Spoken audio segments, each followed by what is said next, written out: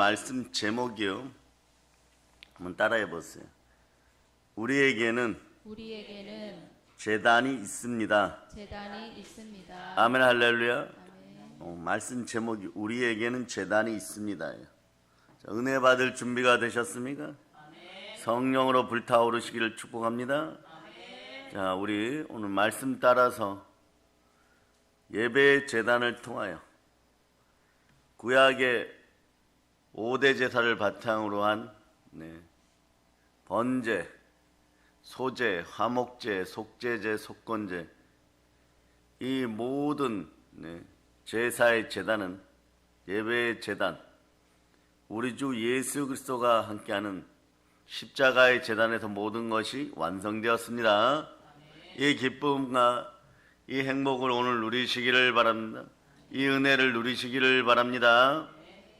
그러면서 인사합시다. 혜인아 안녕. 은혜 안녕. 다이다 안녕. 우리 아이들에게 할렐루야. 마음껏 축복하세요. 성경 전체를 보면요, 우리가 원하거나 원하지 않거나 우리가 마음대로 하고 싶어서 교회라는 이런 것이다 하고 느낌표로 그냥 도장을 탁 찍어 놓았다고 할지라도 이런 사람들 있죠. 신앙생활은 이렇게 하면 형통의 복을 받으리라. 영생의 복이 아니라 가난이 떠나고 형통한 것이 먼저입니다. 이런 기복신앙이 먼저 다가오는 분들이 있어요. 그러나 순서를 바꾸셔야 됩니다. 영생의 복을 받게 되면 형통은 따라오는 것입니다. 예수 그리스도가 내 마음의 주인이 될 때 여러분들의 인생은 비로소 참되게 열리기 시작합니다. 예수 그리스도를 위하여, 예수 그리스도에 의하여 이루어지는 일들은 여러분들에게 복이 됩니다. 그렇지 않으면요, 여러분, 기존 교회 예배에 관심이 없어져요. 왜냐? 내 마음으로 하고 싶은 것들을 하는데 예배의 영은 반드시 자기 우상을 청소해버립니다. 보혈은 옛자를 청소해버립니다. 그러니까 어떻게 하든 죽은 시체가 죽은 자의 나라에서 장사 지내면서 그런 일만 하고 싶은 거예요. 죽음과 관련된 일만 하고 싶은 거예요. 그러면 이 죽은 것은 어떻게 해야 되냐? 번제 제단에서 불태워버려야 됩니다. 오늘 본문 10절에서는 우리에게는 제단이 있다라고 얘기합니다. 즉 다시 얘기하면 주 예수 그리스도에게 나아오시는 분이 되시기를 바랍니다. 예배의 제단으로 모든 백성들이 나오기를 바랍니다. 하나님은 그때 기뻐 받으십니다. 하나님과 우리 사이에 우리의 죄를 변호해 주실 분, 중보자는 단 한 명 예수 그리스도밖에 안 계십니다. 디모데전서 2장 5절로 보십니다. 자, 여러분들이 한번 읽어주세요. 시작. 하나님은 한 분이시요 또 하나님과 사람 사이에 중보자도 한 분이시니 곧 사람이신 그리스도 예수라. 아멘 할렐루야. 우리에게는 제단이 있습니다. 영원하신 제단 되신 예수 그리스도. 번제 제단이 차려지면요, 여러분 무엇이 주어지는지 한번 보겠습니다. 여러분들은 레위기를 통하여서 번제, 속제제 이러면 와, 이거 좀 어려운 거 아니야 이렇게 생각하는데 정확하게 알고 가셔야 돼요. 그러면 갈멜산의 엘리야를 봅니다. 12돌을 놓고 제단을 쌓죠. 자, 제단이 있어요. 그리고 제물을 얹어 놓습니다. 그럼 제단 위에는 제물이 있고 그것을 하나님께 올려드리는 제사장이 있습니다. 그 제단이 하나 차려지면 세 가지의 성삼위의 요소가 필요해요. 제물, 제단 그 자체, 제사장이 필요한 거죠. 그래서 제물과 제단과 제사장 한번 따라해보세요. 제물 대신 예수님, 예수님, 제단 대신 제단 대신 예수님, 예수님, 대제사장 대신 대제사장 대신 예수님. 예수님. 네, 이것이에요, 여러분. 제단은 그래서 오늘 히브리서는 이렇게 얘기하죠. 우리에게는 제단이 있다. 그러면 우리에게는 예수 그리스도가 계시다 이런 뜻이에요. 조금 더 직접적으로 말씀드리면 우리에게는 그리스도께서 계시다. 여기에서 제단은 예수 그리스도 제사 행위 전체를 뜻하는 거예요. 그 안에는 제물과 대제사장께서 하시는 모든 것들이 제단에서 함께 이루어짐을 말씀하고 있는 것이에요. 그래서 예수님께서는 자신을 단번에 영원한 속죄 제물로 드렸습니다. 그래서 구약의 5대 제사에서 번제물로 드려졌을 때 이건 완전히 죄가 되도록 다 태워버립니다. 번제물 제단에 나오는 짐승은 소와 양과 그리고 염소와 비둘기입니다. 완전히 죄가 된 건 먹을 수가 없죠. 그걸 오늘 본문 10절, 11, 12절이 얘기하는데 천천히 보셔도 됩니다. 그러면서 주의 은혜를 만나시기를 바랍니다. 그리고 이제 뭐 속죄제나 잘 들으세요. 속죄제나 대속죄일에 번제물을 드릴 때 아니 속죄제 얘기를 하는데 모든 걸 불살라 버리는 경우도 있습니다. 이러고 성경 질문하면 한 두 가지 정도 케이스에 이거는 케이스예요. 예수님의 보혈의 제사를 상징하는 어린 양이 드려지거나 송아지가 드려졌을 때 완전히 태워버리는 경우도 있어요. 결국은 번제물에 해당되는 것은 완전히 하나님이 받으시기를 원하신다. 이렇게 알고 있으면 됩니다. 그래서 왜 이런 얘기들 하느냐? 요즘은 고주할 미주할 따지기를 좋아하고 변명하기를 좋아하는 가난한 영들이 사이비식으로 미디어 매체들을 통해서 언제든지 시비를 걸어와요. 그러면 끝까지 들어보세요 이러면 됩니다. 끝까지 들어보세요. 그래서 앞부분만 들어보고 잘못 얘기하는 경우도 있는데 그러거나 말거나 복음 전하겠습니다. 이거보다는 말씀에 예방을 미리 해놓고 달려가는 것이에요. 여러분들이 그러한 상황에서 여러분의 마음을 성전으로 드리고 제단으로 드렸을 때 반드시 함께 하십니다. 예수 그리스도께서 함께 하십니다. 예수 그리스도를 위하여 예수 그리스도에 의한 예배가 영과 진리로 드려질 때 하나님 반드시 기뻐 받으십니다. 그러니까 우리가 가지고 있는 현재 우리가 가지고 있는 제단은 눈에 보이는 제단이 아니라 내 마음에 임하신 예수 그리스도께서 내 마음의 성전에서 내 마음의 제단에서 지금도 성령으로 함께 기도하고 있음을 먼저 인지하시고 두 번째는 예수님이 자기 피로 사신 하나님이 자기 피로 사신 교회의 제단 우리의 영적 호족이 있는 제단에서 하나님은 언제나 주님 기다리십니다. 그 제단은 성령의 제단이요 말씀의 제단이요 보혈의 제단이요 그리고 우리 인생 전체의 제단이고 믿음의 제단인 것입니다. 그래서 우리는 제단불이 성령으로 활활 타올라야 됩니다. 성령의 불이 타올라야 됩니다. 그렇지 않으면 나답과 아비후처럼 세상 불을 들였다가는 그 불에 의해서 자기가 붙인 불에 의해서 자기가 타들어가게 돼 있어요. 여호와의 불, 성령의 불이 예배의 제단을 통하여 여러분 안에 말씀으로 붙기를 바랍니다. 그래서 구약 성서의 제단은 노새로 만들어졌어요. 거기서 번제 제사, 희생 제사 드렸죠. 그러나 우리 그리스도인의 제단은 바로 따라하세요. 예수 그리스도십니다. 오늘날 교회 안에서는 눈에 보이는 막 불이 활활 타오르는 제단은 존재하지 않죠.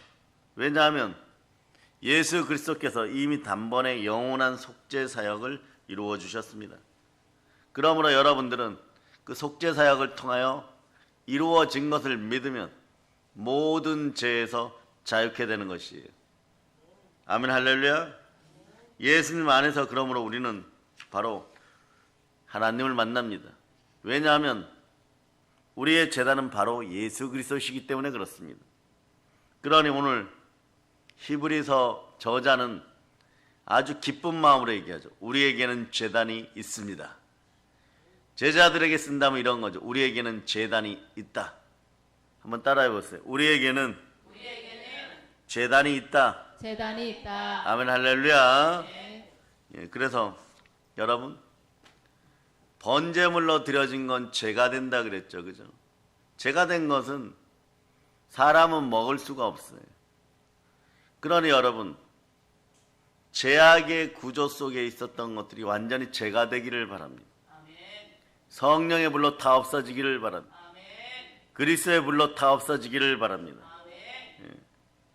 그러면서 본문들을 계속 보면은 제단에서는 어떤 일이 벌어지는지 여호와 하나님은 구약에서부터 지금까지 우리 보고 이렇게 말씀하십니다. 제단에서 만나자. 즉 오늘날은 예배의 자리에서 만나자는 거예요. 그럼 우리 보고 이렇게 얘기합니다. 영과 진리로 너희가 예배드리는 어떠한 일이 있어도 내 목숨보다 귀한 것이 예배가 돼야 돼. 그 여러분의 기도가 이런 기도가 돼야죠. 제단에 나아가기 위해서 나는 제물을 준비하였느냐? 제단 대신 예수 그리스도를 만날 준비가 되었느냐? 나를 위하여 대제사장 되셔서 중보하고 계시는 하나님과 우리 사이의 오로지 유일한 중보자는 예수 그리스도 한 분밖에 안 계시는데 그 예수 그리스도를 만날 준비가 되었는가? 이런 준비를 하고 예배의 자리로 나오는 것이에요. 사람들이 편의점 신앙, 상황 윤리에 따라서 느낌표 신앙을 가지고 살면 모태 신앙으로 태어났다고 하여서 한 70년 신앙생활 해도 살아가는 데는 고만고만하게 지장은 없을 수 있어요. 그러나 하나님 앞에서 높임받거나 주님이 들어주시거나 그러기에는 많이 부족할 때가 있어요. 그것이 왜 그러느냐? 말씀 따라 예수 그리스도를 만나는 것이 아니라 우상의 마음으로 늘 하나님을 보기를 원하기 때문에 그런 것입니다. 하나님 저 모태 신앙이고 이 정도 했으면 그냥 돈도 주시고 밥도 주시고 옷도 주셔야죠. 이런 식으로 늘 만나기를 바라는 거예요. 그렇지 않습니다. 모든 것은 그 주관자가 예수 그리스도십니다. 예수 그리스도를 통하여 하나님을 만나야 되는 거예요. 하나님은 오직 예수 그리스도를 통하여 그 아들을 통하여 자기 자신을 증거하십니다. 요한일서 5장 9절로 보십니다. 요한일서 5장 9절. 자, 읽어주세요. 시작. 만일 우리가 사람들의 증언을 받을진대 하나님의 증거는 더욱 크도다. 하나님의 증거는 이것이니 그의 아들에 대하여 증언하신 것이니라. 네. 하나님의 증거는 그의 아들에 대해서 증거하신 10절까지 읽어요. 10절. 하나님의 아들을 믿는 자는 자기 안에 증거가 있고 하나님을 믿지 아니하는 자는 하나님을 거짓말하는 자로 만드나니 이는 하나님께서 그 아들에 대하여 증언하신 증거를 믿지 아니하였으니라. 자, 예수 그리스도를 믿습니까? 예수 그리스도가 어디에 계십니까? 예, 그 마음으로 나와서 예배드리는 것이. 안 그러면 오늘 본문이 얘기하죠. 사도 요한이 이렇게 얘기합니다. 오죽 답답하면 너희는 하나님을 거짓말하시는 그런 분으로 만들어 놓고 업신 여기면서 복은 하나님께 받기를 원하느냐? 그러면 사람들이 그렇게 얘기하죠. 우리가 언제 여호와 하나님을 업신여겼습니까? 거짓말하는 사람으로 만들었습니까? 사람이 아니라 그런 분으로 만들었습니까? 이럴 때 성경 밝히 말씀합니다. 제물 되시는, 제단 되시는 예수 그리스도를 인정하지 않고 믿지도 않으면서, 자, 다시 한번 5장, 요한일서 5장 10절로 보십니다. 오늘 이 말씀이 완전 레마되기를 바랍니다. 여러분의 인생이 까베기처럼 꼬였는데 풀리지 않고 현실적인 것도 풀리지 않았던 이유가 여기에 있어요. 읽어주세요. 시작. 하나님의 아들을 믿는 자는 자기 안에 증거가 있고 하나님을 믿지 아니하는 자는 하나님을 거짓말하는 자로 만드나니 이는 하나님께서 그 아들에 대하여 증언하신 증거를 믿지 아니하였음이라.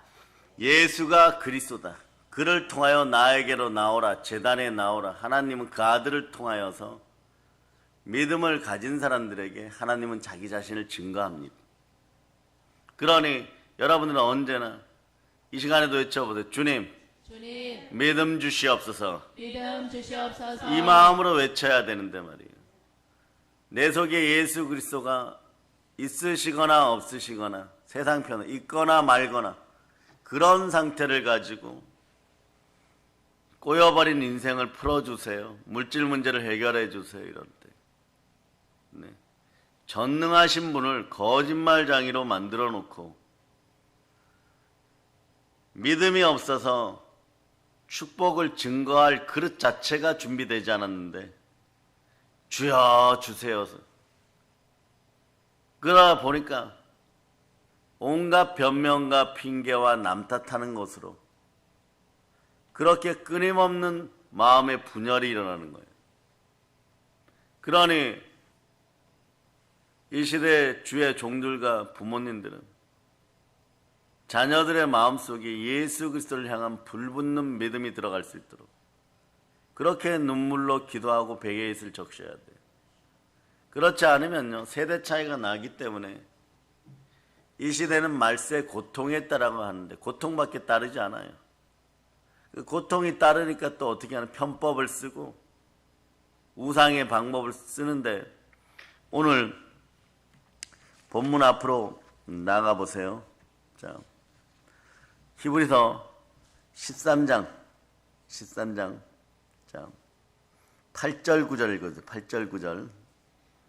자, 시작. 예수 그리스도는 어제나 오늘이나 영원토록 동일하시니라. 여러 가지 다른 교훈에 끌리지 말라. 마음은 은혜로서 굳게 함이 아름답고 음식으로서 할 것이 아니니 음식으로 말미암아 행한 자는 유익을 얻지 못하였느니라. 아멘 할렐루야. 예수 그리스도는 어제나 오늘이나 영원히 동일하십니다. 영원히 복을 주시는 분이십니다. 그런데 여기서 이제 핵심이 이거죠. 여러 가지 다른 교훈에 끌리지 말라. 이 구절 때문에 히브리서 저자는 바울일 것이다 많이 얘기를 해요. 왜 그럴까요? 여러분 이제 압니다. 말씀이 열리신 분들이에요. 디모데후서 보세요. 디모데후서 4장 2절로부터 4절까지 4절까지. 자, 디모데후서 4장 2절 찾으셨죠? 자, 읽어보세요. 시작. 너는 말씀을 전파하라. 때를 얻든지 못 얻든지 항상 힘쓰라. 범사의 오래 참음과 가르침으로 병책하며 경계하며 권하라. 때가 이르르니 사람이 바른 교훈을 받지 아니하며 귀가 가려워서 자기의 사욕을 따를 스승을 많이 두고 또 그 길을 진리에서 돌이켜 허탄한 이야기를 따르리라. 자, 디모데후서 4장 3절 일단 보여주세요. 자, 보시면 거기에도 이렇게 이 말씀에 이렇게 되죠. 말세의 때가 이르니 사람이 바른 교훈을 받지 아니하고. 오늘 히브리서 13장 9절 앞부분에 여러 가지 다른 교훈에 끌리지 말라. 같은 얘기예요, 여러분. 그러니까 나이 드시고 늦게 신앙생활 하시고 이런 분들이 오히려 어느 날 보면은 한평생 믿었다고 허원하고 자신의 행위나 행동만 자랑하는 사람들보다 하나님, 분명히 눈으로 보면 하나님이 주신 형통의 복을, 나음의 복을 더 크게 받는 분들이 있어요. 치료도 되고 자녀들이 복받고 물건이 형통하고 막 이러는 경우. 왜 그럴까요? 오로지 예수 그리스도를 모시고 예수 그리스도만이 나의 주인이시고 나의 주님이신다. 사나 죽으나 나는 주의 것입니다. 내가 부활하여 천국 갈 수 있는 영생의 복도 오로지 하나님으로부터 왔다. 이것만 그냥 믿는 것이. 그저 교회에서 선포되는 말씀이 있으면 그 말씀 따라 일주일간 살겠습니다. 말씀에 순종합니다. 이러다 보니까 예수 그리스도에 의하여 기름 부음이 임합니까?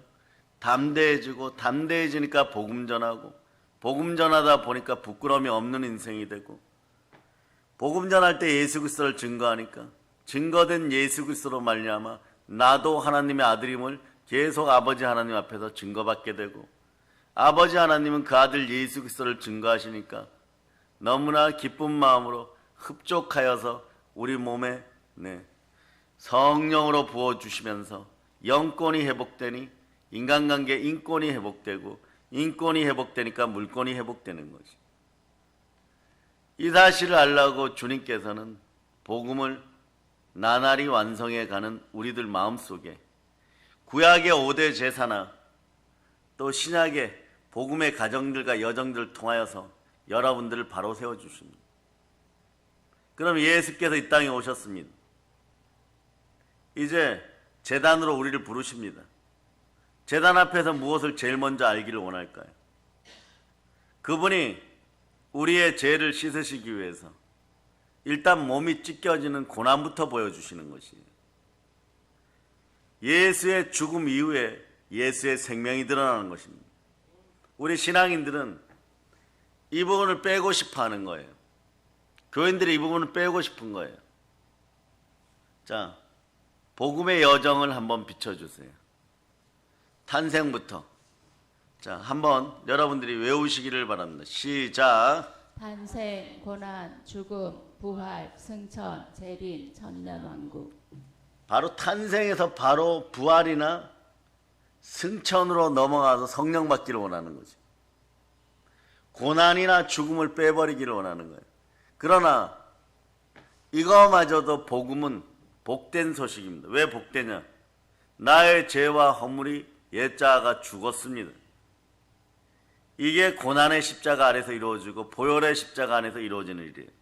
오늘 본문 12절도 보세요. 12절 앞부분을 자 읽어보세요. 시작. 그러므로 예수도 자기 피로써 백성을 거룩하게 하려고 성문 밖에서 고난을 받으셨느니라. 네, 그 다음에 13절도 읽어보세요. 시작. 그런즉 우리도 그의 치욕을 짊어지고 영문 밖으로 그에게 나아가자. 그래서 복음을 증거할 때는 반드시 보혈의 십자가를 지나 보혈을 지나 부활을 증거하는 것이 예수님의 고난을 증거합니다. 그런데 거기서 고난을 증거하는 이유를 본문 12절이 말씀하는 것이에요. 예수님도 자기의 피로써 백성을 거룩하게 하려고 성문 밖에서 고난을 받으셨느니라. 13절에 보면 그런즉 우리도 주의 치욕을 짊어지고 영문 밖으로 그에게로 나아가자.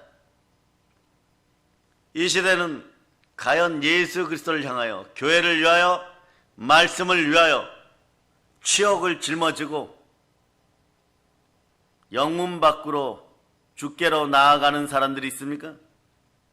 이것이 실종되었다는 것이. 이 좋은 세상에 그럴 필요 있느냐? 나만 잘 먹고 잘 살면 돼. 이런 식의 사고 발상들은 사단에게서부터 오는 것이에요. 그런 마음으로 가지고 있다면 여러분 주변의 사람들이 전부 다 나만 잘 먹고 잘 살면 돼. 그러니 삶이 괴로운 것이요. 조건이 똑같을 때는 친구가 되고 입에 넣은 것도 빼줄 만큼 가까운 사이인 것 같으나 조금만 조건이 틀려지면 옛자의 습성은 바로 돌이켜서 바벨탑 사건을 일으킬 때 서로 뜻이 분명히 틀리다는 것을 예수 그리스도가 보여주십니다. 하나님이 보여주시기 전에 여러분 마음을 돌이켜서 영으로 축복받았고 그래도 교회 안에서 나름 자신들의 위치가 있다고 생각하면 인권의 복도 어느 정도 있는 것이, 그럼 영권, 인권이 회복되었으면 마지막은 물질을 점령해야 되는데, 물질을 점령하려면 그리스도의 몸된 교회, 예수 그리스도가 머리 되신 교회에서 제단에 나와서 영과 진리로 예배드려 예수 그리스도를 내 마음의 주인으로 온전히 모실 때 교회는 그의 몸된 교회인지라 만물을 충만케 하는 능력, 부활하여서 모든 것에 승리하는 징표가 있는 예수 그리스도의 능력이 임할 때 만물이 충만하게 순종하는 것이에요. 그러니까 말씀에 따라서 나는 말씀에 순종하고 만물은 나에게 순종합니다. 따라 외쳐. 보혈로 인칩니다. 이게 이렇게 되어야 되는데 꼭 거꾸로 하면서 가끔씩은 여러분 그러고 싶죠. 내 마음대로 해서 혼나는 청개구리들 되고 싶죠. 그 잘못하다가는 한번 청개구리가 하나님의 말씀의 물에서 벗어나면 말라 죽는 수가 있습니다. 그래서 신앙은 50보 100보가 차이 나는 것이, 한 번의 예배가 인생을 바꾸기도 하지만 한 번의 불순종이 몇 년 또는 몇십 년을 고통스럽게 할 수 있어요. 그래서 어둠의 영이 침탈하는 것은요, 언제나 치유 이전에 예방이 중요합니다. 예방을 하려고 그러면 보혈이 주사되어야 돼. 보혈로 충만하게 여러분 속에서 역사하심이 있어야 됩니다. 보혈로 충만하게 젖어야 되는 것이에요. 그런 다음에 복음은 예수 그리스도께서 성육신 탄생에서부터 고난, 죽음이 먼저구나. 왜 예수의 죽음을 십자가에서 다 못 박았는데 우리가 짊어져야 될까? 그 고난 가운데서 우리는 발견합니다. 나의 죄와 나의 허물이 모두 사라졌구나. 그러니 집안 탓하고 부모 탓하고 그러면서 마음으로 양심으로 지은 죄들서부터 시작해야 하고, 수많은 죄들, 최초의 아담이 지은 죄까지도 다 사하여졌음을 믿는 믿음을 달라고 기도해야 돼. 그러시면서 자 보세요. 우선 두 손 높이 들고 있잖아요. 주여, 믿음 주시옵소서. 아멘 할렐루야. 그래서 치욕의 십자가를 먼저 짊어질 때 오죽하면 베드로 사도는 이 치욕을 먼저 너무 많이 당했죠. 영광의 영이 임하니라, 성령이 임하니라. 그럴 때 믿음의 영이 들어와 버리는 거예요. 그럴 때 버릴 것이 아무것도 없구나. 교회와 관련된 건 버릴 것이 아무것도 없구나. 전부가 복음이구나. 예수 그리스도에 의하여 이루어진 것은 반드시 팽창의 법칙에 따라 마태복음의 효과가 드러나서 100배, 60배, 30배, 1000배로 부흥되는구나. 그런데 주의해야 할 것은요, 인생 가운데 발등에 불 떨어져서 더러운 만몬은 따라서요. 돈악마, 돈귀신에게 물리면 공포가 다가와 버려요. 공포가 다가오면은 염려가 일상 식사예요, 여러분. 거기서는 기도도 없고 감사함으로 예배드리는 간구도 없으니까 제단 앞으로 나오지 못합니다. 그러니 불안과 초조와 공포 속에 해결을 해줄 사람을 우상으로 만나니까 동일한 영들끼리 끼리끼리 모이니까 하나님은 바벨탑을 허물어 버리시는 거예요. 그것도 어떻게 하느냐? 나중에 보세요. 바벨탑도 성삼위의 하나님 우리께서 사람들에게 임하여서 언어만 흐트러 버리니까 자신들이 쌓은 바벨탑을 그냥 자신들이 버려버려요, 여러분. 허물어 버립니다. 그럴 때가 언제냐? 인생 자체에서 십자가의 고난과 십자가의 죽음을 맞이할 때예요. 내가 헛된 것을 위하여 다른 교훈들을, 여러 가지 다른 교훈들을 듣다가 내 인생에 도움이 되는 줄 알고 열심히 믿었는데 이것이 탄신과 정욕으로 가짜였구나. 그럴 때 얼마나 고통스럽겠어요. 그런데 대체적으로 인생들은 이러한 고통을 바탕으로 살아가는 것입니다. 그러나 기독교는 예수 그리스도가 내 마음의 주인이 되는 순간 의와 희락과 평강으로 열매 맺는. 그렇지 않으면 따라하세요. 나는 불교인인가? 불교인인가? 나는 이슬람인인가? 이슬람인인가? 나는 천주교인인가? 나는 천주교인인가? 이런 일 나타나는 거예요, 여러분.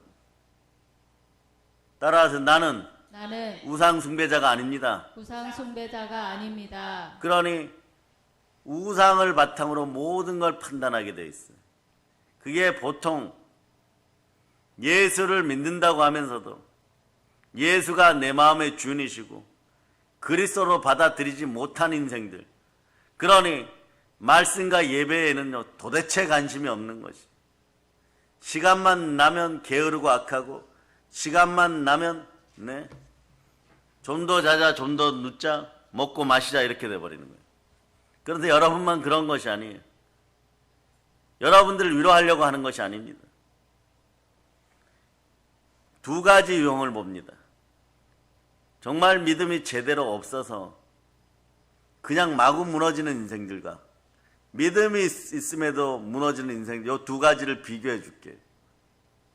자, 요한일서 2장으로 갑니다. 2장 15, 16절이에요. 요한일서 2장 15, 16절. 15, 16절. 자, 여러분들이 읽어주시기를 바랍니다. 시작. 이 세상이나 세상에 있는 것들을 사랑하지 말라. 누구든지 세상을 사랑하면 아버지의 사랑이 그 안에 있지 아니하니 이는 세상에 있는 모든 것이 육신의 정욕과 안목의 정욕과 이생의 자랑이니 다 아버지께로부터 온 것이 아니요 세상으로부터 온 것이라. 교회에 오면서도 자기 것만 믿고 수박 겉핥기식으로 신앙생활하고 마당만 밟고 가는 인생들 모습이에요. 15절 보세요. 15절. 자, 요한일서 2장 15절. 이 세상이나 세상에 있는 것들을 사랑하지 말라. 즉 돈깃인 사랑하지 말라는 거예요. 환경상으로 핑계대며 돈깃이 손붙잡으려고 하지 말라는 것이. 아예 무관심할 정도로, 무책임할 정도로 내려놓으세요. 네. 우리가 신학교 딱 들어가잖아요. 대학원 1학기 첫 수업에서 성령학 교수님이 자, 여러분 지갑들 꺼내세요. 카드들 다 꺼내시기를 바랍니다. 가위를 쭉 나눠주더니 다 잘라버리세요. 물론 저는 그 전에 신학대 들어갈 때 다 잘라버렸어요. 그러니 3, 4년 지나니까 카드 문제가 싹 해결됩니다. 그러면서 그분이 한 유명한 말씀이 있어요. 오늘 이 카드를 잘라버리지 않으면 1년 내내 불행할 것입니다. 그러나 오늘 이 카드를 잘라버린 사람들은 2, 3달 힘들 것입니다. 그러는 과정에서 하나님을 만나면 모든 것이 해결됩니다. 한 달 돌려막기 하고 2달 돌려막기 한다고 해서 인생이 행복해지는 것이 아니에요. 돈깃신한테 물려버리면 타 종교인이 되어서 인생을 고난으로 보기 때문에 계속 무의식 속에서 고난, 가난 이걸 외쳐요. 그러니까 무의식에서는 그걸 들어주기 위해서 우주 삼라 만상 타종교가 얘기하는 만물이 다 동원되어 버려요. 어두운 타락 천사들까지도 다 동원되어 버립니다. 그러니 믿으면 때로는 결단이 필요합니다. 자, 요한일서 2장 15절 다시 한번 읽어보세요. 시작. 이 세상이나 세상에 있는 것들을 사랑하지 말라. 누구든지 세상을 사랑하면 아버지의 사랑이 그 안에 있지 아니하니. 아버지의 사랑이 너 안에 있지 않다. 그럴 준비가 안 되었다. 예수 그리스도가 너와 함께 하지 않는다. 이런 아픔을 겪어야 되겠습니까? 그러니 감기만 걸려도 벌벌벌 떨고 믿음이라고는 없는 거예요. 믿는 자에게는 능치 못할 일이 없고 모든 일을 다 이룰 수가 있는데도 말이에요. 절대 믿음이라는 단어는요, 아예 쳐다보지도 않습니다. 누가 나에게 공짜로 무엇을 갖다 줄까? 아니면 죽어도 좋사오니 사기꾼들 좀 만나게 해서 나만 어떻게 거기서 살짝 빠져나와서 문제만, 돈 문제만 해결하면 좋겠습니다. 이런 식이 되어버리는 거예요. 어려울수록 힘들수록 따라하세요. 주만 바랍니다. 왜냐하면 마태복음의 효과가 나타나는 사람과 빈익빈 부익부인데 빈익빈만 나타나는 인생들은 요한일서 2장 16절 굴레 속에 있기 때문에 그래요. 아무리 부인하려고 그래도 이틀 안에 있어요. 읽어주세요. 시작. 이는 세상에 있는 모든 것이 육신의 정욕과 안목의 정욕과 이생의 자랑이니 다 아버지께로부터 온 것이 아니요 세상으로부터 온 것이라. 네. 마귀의 3대 악한 전략이 있는데 그게 육신의 정욕, 안목의 정욕, 이생의 자랑. 이런 것들이 겹겹이 다가오려고 그러면 하나님의 제단에 나와야 되는데 귀신의 제단을 동시에 섬기면 이런 일이 벌어져 버려요. 자, 고린도 전서 10장 21절로 21절 22절 보십니다. 자, 10장 고린도 전서 10장 21절 찾으신 분들은 아멘 하시기를 바랍니다. 자, 읽어주세요. 시작. 너희가 주의 잔과 귀신의 잔을 겸하여 마시지 못하고 주의 식탁과 귀신의 식탁에 겸하여 참여하지 못하리라. 그러면 우리가 주를 노여워하시게 하겠느냐? 우리가 주보다 강한 자냐? 예. 하나님을 노여워하게 하면서 귀신과 친구되어 있죠. 그래서 제가 말씀을 쓰세요 그러는 거예요. 신방 가서도 꼭 들어야 될 말씀을 안 들은 분들은 그 자리에 쓰라고 얘기하는 것입니다. 그럴 수 있는 담대함을 주신 하나님께 저는 늘 감사드리죠. 왜냐? 인생에 먼지만큼이라도 도움이 되라고.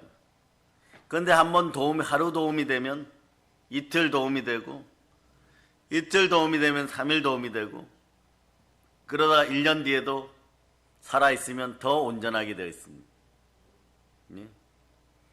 마귀는 반드시 세상을 통하여 마귀의 3대 무기 중에 하나가 세상이에요.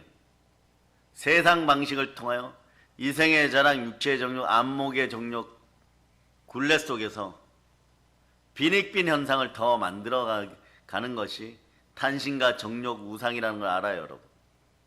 탄신과 정욕은 우상입니다.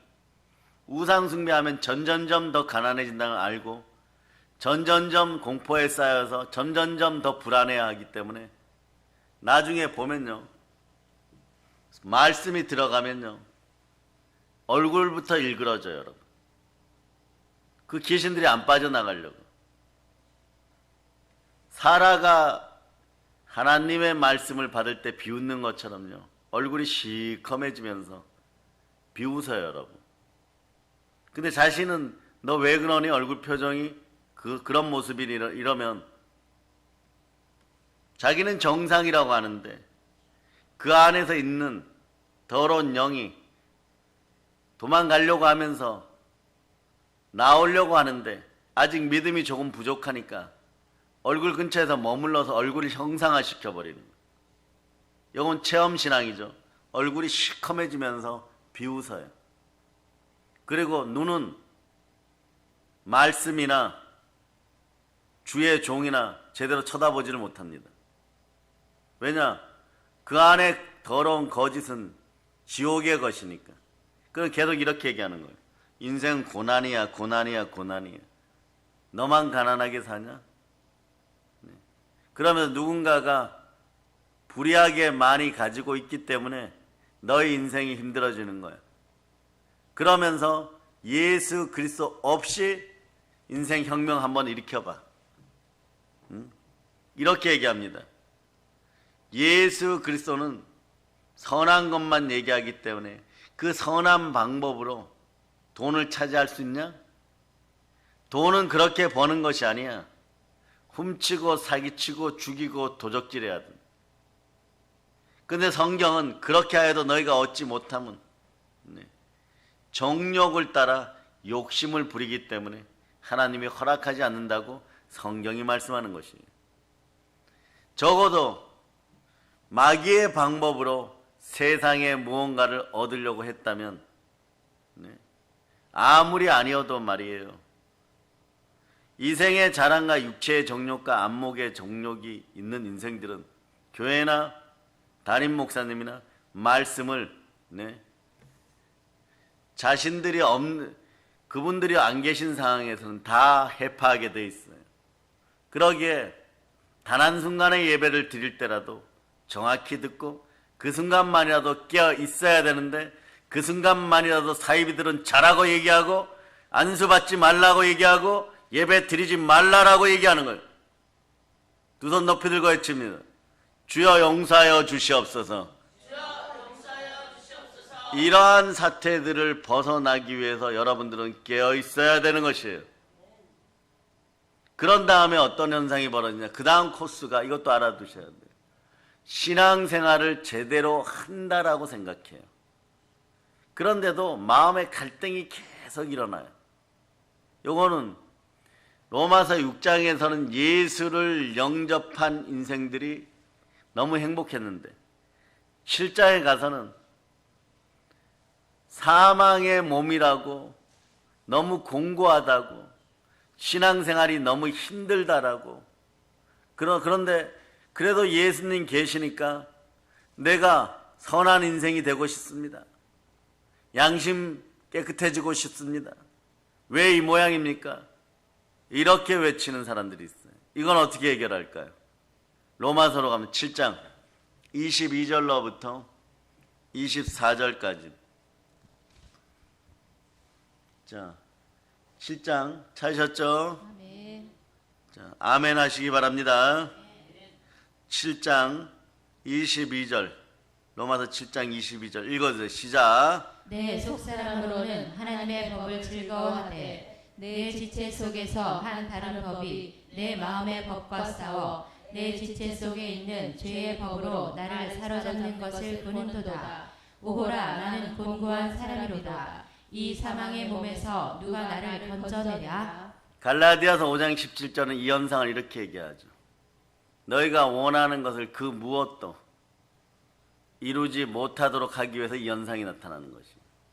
한번 읽어보세요. 시작. 육체의 소욕은 성령을 거스리고 성령은 육체를 거스리나니 이 둘이 서로 대적함으로 너희가 원하는 것을 하지 못하게 하려 함이니라. 예, 그러면서 로마서 7장 23절로 보면 딱 연결이 되어 있어요. 더러운 마귀는 우리가 인생에서 이 더러운 귀신은 돈귀신은 우리가 인생에서 원하는 것을 하지 못하게 하고 감정적으로만 신앙생활하게 하는구나. 물질적으로만 신앙생활하게 하는 거구나. 그러면서 내 지체 속에는 한 다른 법이 있어서 내 마음의 법과 싸워서 내 지체 속에 있는 죄의 법으로 나를 사로잡는 것을 보는도다. 이러면 어떤 일이 벌어지냐. 영권이 무너지니까 인권이 무너질 때 몸에 병이 들어버려요. 여러분. 왜냐? 매일 몸에서 핵폭탄 전쟁이 한 12번 터진다고 생각해보세요. 어마무시한 갈등이 일어나는 거죠. 그러니 생각을 사로잡아 주께 드리는 것, 비우는 것이 아니라 그냥 주여 이 쓸데없는 생각, 만몬의 생각, 예수 이름으로 사라질 걸 선포합니다. 믿음으로 몰입합니다. 이런. 이 결과물이 뭐냐? 24절에 나와 있어요. 그냥 24절에. 자, 로마서 7장 24절 읽어보세요. 시작. 오호라, 나는 곤고한 사람이로다. 이 사망의 몸에서 누가 나를 건져내랴? 바울 사도는 이걸 먼저 알고 있었어요. 그러니 원래는 먼저 죽으셔야 될 분인데 가시만 남는 거예요.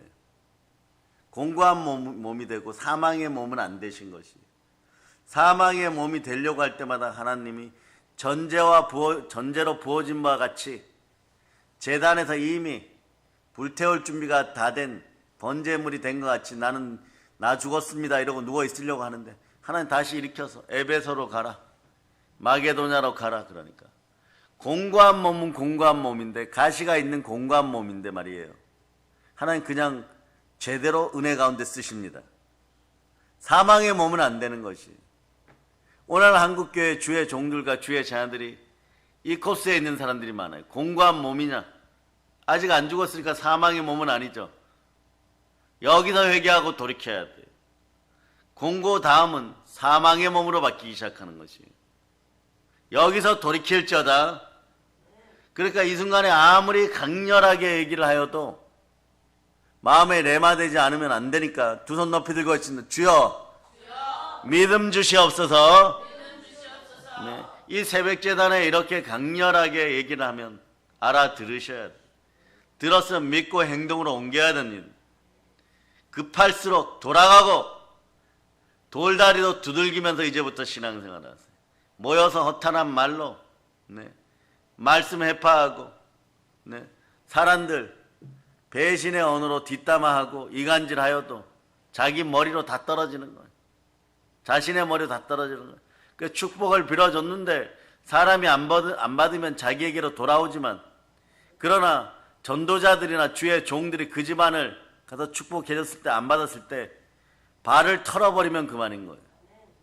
세상이 아무리 이 시대 주의 종들을 욕하고 힐난하고 치욕을 주고 모욕을 주고 스스로 무너지기를 바라지만, 중요한 사실이 있어요. 코로나 죽음의 바이러스를 겪으면서 어떠한 주의 종들도 말이에요, 스스로 무너지지 않습니다. 그냥 자신의 발을 털고 그 집을 떠나면 되는 것이에요. 하나님은 그러면서 그럽니다. 교회의 재단에서 멸망의 백성들이 다시 살아나도록 말씀으로 겸비하여 성령 충만한 가운데 성령 불의 재단에서 다 더러운 제약이 불탔음을 믿는 믿음을 선물하라고 끊임없이 주의 종들을 채찍질할 때 이 구절 나오는 거예요. 오라, 나는 공고한 몸이로다. 이 사망의 몸에서 누가 나를 건져내. 그런데 아직 사망까지 안 갔어요. 그럼 25절 읽어줍니다. 25절. 자, 시작 읽어주세요. 우리 주 예수 그리스도로 말미암아 하나님께 감사하리로다. 그런즉 내 자신이 마음으로는 하나님의 법을, 육신으로는 죄의 법을 섬기노라. 그러니까 내 자신이 마음으로는 하나님의 법을, 육신으로는, 행동으로는 죄의 법 섬겨요. 이생의 자랑, 육체의 정욕, 안목의 정욕에 금방금방 넘어갑니다.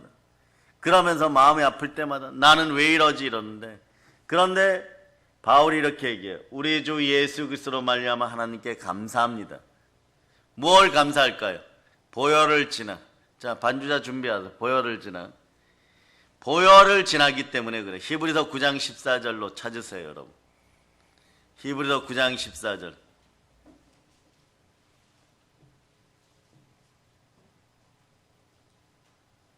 히브리서 9장 14절. 여러분들이 읽어서 시작. 하물며 영원하신 성령으로 말미암아 흠없는 자기를 하나님께 드린 그리스도의 피가 어찌 너희 양심을 죽은 행실에서 깨끗하게 하고 살아계신 하나님을 섬기게 하지 못하겠느냐? 성령께서 임하셔서 보혈이 임하면 우리 주 예수 그리스도께, 나의 주 나의 하나님께 감사드립니다, 이 고백이 나와버려요. 그러면서 내 자신이 어떠한 상태인지를 알게 되고 믿게 되는데, 여러분들은 어떤 상태가 됐냐? 자, 찬송하기 전에 요한 1서 1장 7절로부터 9절까지가 여러분의 상황이 되어버렸어요. 여러분의 상황이 되어버렸어요. 어떤 상황이냐? 요한 1서 1장 7절로부터 9절 따라하세요. 먼저 외칩니다.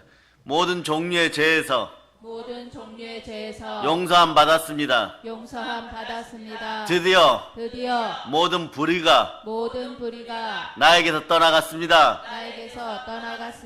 예, 요한 1서 1장 7절로 여러분이 읽어주세요. 시작. 그가 빛 가운데 계신 것 같이 우리도 빛 가운데 가면 우리가 서로 사귐이 있고 그 아들 예수의 피가 우리를 모든 죄에서 깨끗하게 하실 것이요 만일 우리가 죄가 없다고 말하면 스스로 속이고 또 진리가 우리 속에 있지 아니할 것이요 만일 우리가 우리 죄를 자백하면 그는 미쁘시고 의로우사 우리 죄를 사하시며 우리를 모든 불의에서 깨끗하게 하실 것이요 그러니까 우리 주 예수 그리스도에 감사합니다. 자, 보혈을 지나 한번 부르고 말씀들 보도록 하겠습니다. 보혈을 지나.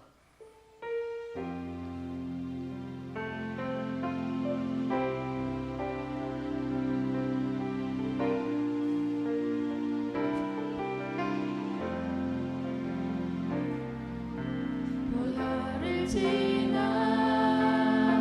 하나님 품으로 보혈을 지나 아버지 품으로 보혈을 지나 하나님 품으로 한 걸음씩 나아가네 보혈을 지나 하나님 품으로 보혈을 지나 아버지 품으로 보혈을 지나 하나님 품으로 한 걸음씩 나아가네 존귀한 주 보혈이 내 영을 새롭게 하시네 존귀한 주 보혈이 내 영을 새롭게 하네 아멘 할렐루야. 여러분 영이 새로워져요. 그러고 나면 어떤 일이 벌어지냐. 오늘 본문이 얘기하죠. 그런즉 우리도 그의 치욕을 짊어지고 영문 밖으로 주에게 나아가자. 하나님께 나아가자. 하나님께 나와야 돼. 예수님이 영문 밖에 성문 밖이라고 표현해도 괜찮아요, 여러분. 성문 밖에 계신 것처럼 그곳에 계신 예수님께 나아가자라고 오늘 말씀은 우리에게 뜻깊은 말을 전합니다. 예수님이 성문 밖에서 고난을 받으셨습니다. 즉 예수님께 나아가는 것은 예수님과 함께 고난을 받는 것이에요. 예수님이 계신 곳은 예수님을 죽인 자리입니다. 예수님을 거절한 그곳입니다. 여러분들은 여러분들을 죽도록 미워하고 여러분들을 거절한 그 자리로, 여러분들을 조리돌림한 그 자리로 나아갈 수 있겠습니까? 우리는 나아갑니다. 나아갈 수밖에 없는 구조를 만들어 주셨습니다. 그냥 나아갑니다.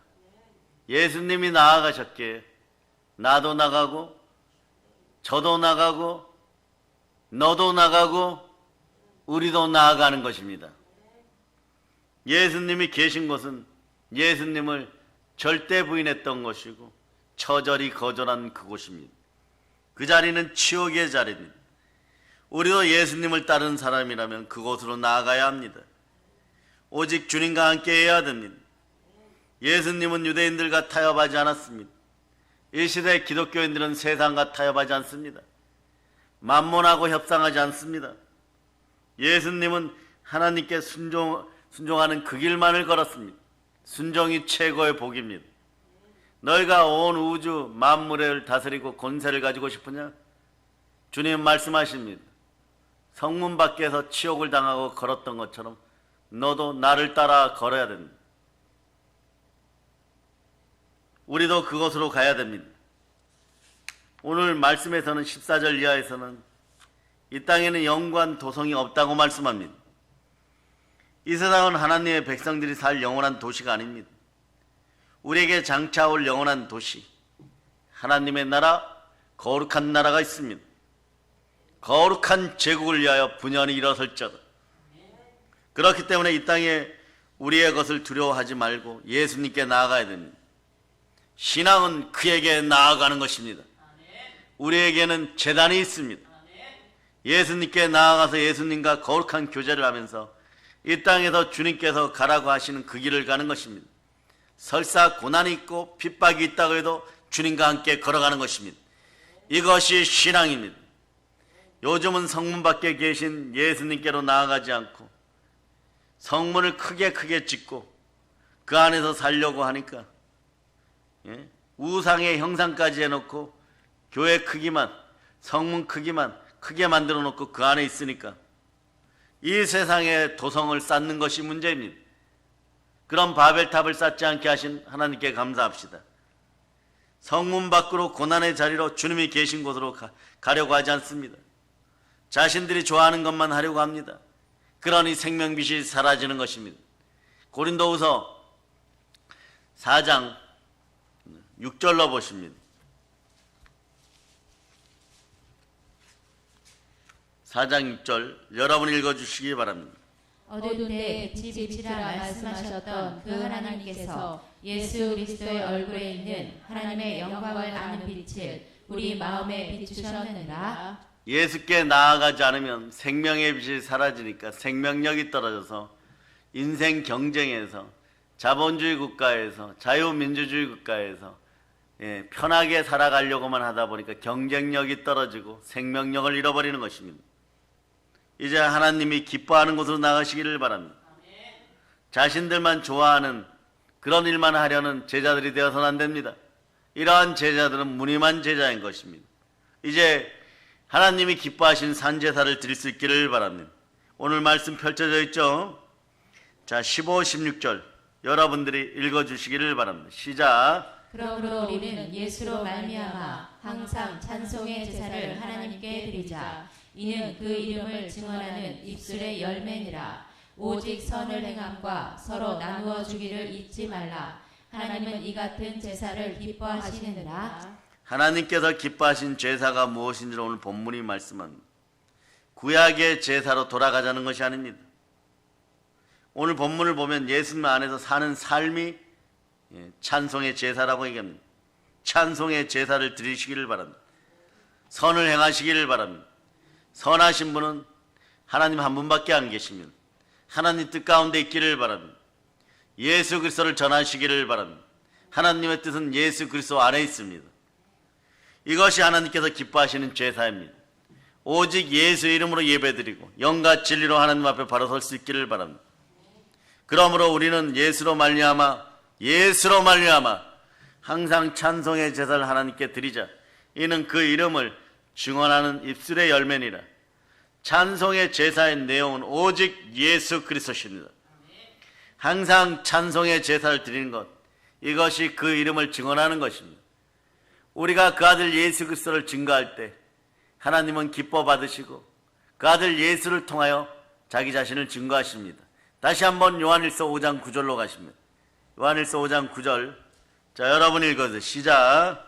만일 우리가 사람들의 증언을 받을진대 하나님의 증거는 더욱 크도다. 하나님의 증거는 이것이니 그의 아들에 대하여 증언하신 것이니라. 아멘 할렐루야. 찬송의 제사의 핵심은 예수입니다. 예수 그리스도로 말미암아 드리는 것입니다. 우리를 위해서 십자가를 지시고 부활하신 예수 그리스도를 증거할 때 하나님은 증거받으시고, 부활의 증인들이 증거할 때 하나님은 너는 내 아들임을 내가 안다라고 얘기하십니다. 증거라는 단어 속에는 안다라는 단어가 있습니다. 알아주신다는 단어가 있습니다. 복음을 증거할 때 하나님 말씀하십니다. 너는 내 아들이라. 내가 너를 지명하여 불렀느니라. 성령을 부었을 때 무릇 하나님의 영으로 인도를 받는 너는 내 아들이라. 하나님의 아들이라. 한번 외쳐보세요. 나는 천국 가는 하나님의 아들입니다. 하나님의 아들입니다. 즉 구원받은 하나님의 백성들이 하나님께 제대로 찬송을 드릴 수 있어요. 이 믿음이 있을지어다. 찬송을 하나님께 드릴 수 있는 자리에 서 있다는 것은 그것 자체가 하나님의 큰 은혜입니다. 오직 예수 그리스도로 찬송의 제사, 찬송의 예배를 올려드릴 수 있기를 바랍니다. 그러면서 하나님께 감사드리면 어떤 일이 벌어지냐? 여러분 이제 다 왔어요. 로마서 8장 1절로부터 2절에 영광이 여러분에게 함께하는 것입니다. 자, 로마서 8장 1절로부터 2절.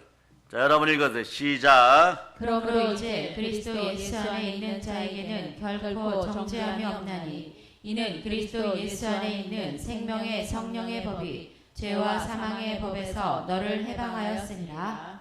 예, 여러분이 해방되었습니다. 생명의 성령의 법으로 해방되었습니다. 우리 육신으로는 율법 아래서 안 되지만 네, 하나님은 하십니다. 자, 3절 읽어주세요. 시작. 율법이 육신으로 말미암아 연약하여 할 수 없는 그것을 하나님은 하시나니 곧 죄로 말미암아 자기 아들을 죄 있는 육신의 모양으로 보내어 육신의 죄를 정하사 우리를 깨끗하게 하셨습니다. 여러분 모든 죄에서 모든 불의에서 과거 현재 미래의 죄까지도 다 주님이 그 대가를 지불하셨습니다. 아멘 할렐루야. 자, 4절까지 로마서 8장 4절까지 자, 여러분 보십니다. 읽어주세요. 시작. 육신을 따르지 않고 그 영을 따라 행하는 우리에게 율법의 요구가 이루어지게 하려 하심이라. 그토록 힘들었던 형통의 법이 이루어지는 순간입니다. 영혼이 잘 되고 범사가 잘 되고 강건한 것이. 그래서 우리는 감정신앙으로 살아서는 안 됩니다. 찬송도 감정으로 할 필요가 없습니다. 마음의 감동을 가지고 은혜라고 생각해서는 안 되는 것입니다. 사람들이 자신의 마음의 기준이 되어 자신이 감동을 받으면 은혜라고 생각하기 쉽습니다. 그러나 진정한 은혜는 이런 것입니다. 우리가 감동을 받는 데 있는 것이 아니고 하나님께서 우리의 찬송을 받으시는 데 있다는 것입니다. 하나님은 언제 감동을 받으시고 그 찬송을 받으십니까? 오직 예수 그리스도입니다. 예수 그리스도의 이름으로 예수 그리스도를 찬양하고 예수 그리스도를 위하여 찬양을 할 때 하나님이 받으시는 건 예배도 마찬가지입니다. 예수 그리스도와 함께 예수 그리스도의 이름으로 예수 그리스도를 통하여 영과 진리로 예배드릴 때 하나님이 받으십니다. 아멘 할렐루야. 이것이 진정한 찬송과 진정한 은혜입니다. 우상이란 무엇입니까? 하나님이 나를 위해 존재한다고 도깨비 방망이식으로 나를 위해 존재한다. 내가 요구하면 못된 송아지 엉덩이에 뿔난 거죠. 언제나 주셔야 됩니다. 죄란 죄는 잔뜩 짓고 그렇게 얘기합니다. 그렇지 않습니다. 아버지께 돌아와 예수 그리스도의 이름으로 예수 그리스도를 통하여 하나님 아버지 앞에 나와서 찬송할지어다. 예배 드릴지어다. 우리는 이렇게 찬송과 예배의 제단이 있습니다. 말씀의 제단이 있습니다. 다시 한번 외칩니다. 우리에게는 제단이 있습니다. 제단이 있습니다. 주님 감사합니다. 주님 감사합니다. 모든 걸 예수님 이름으로 전합니다.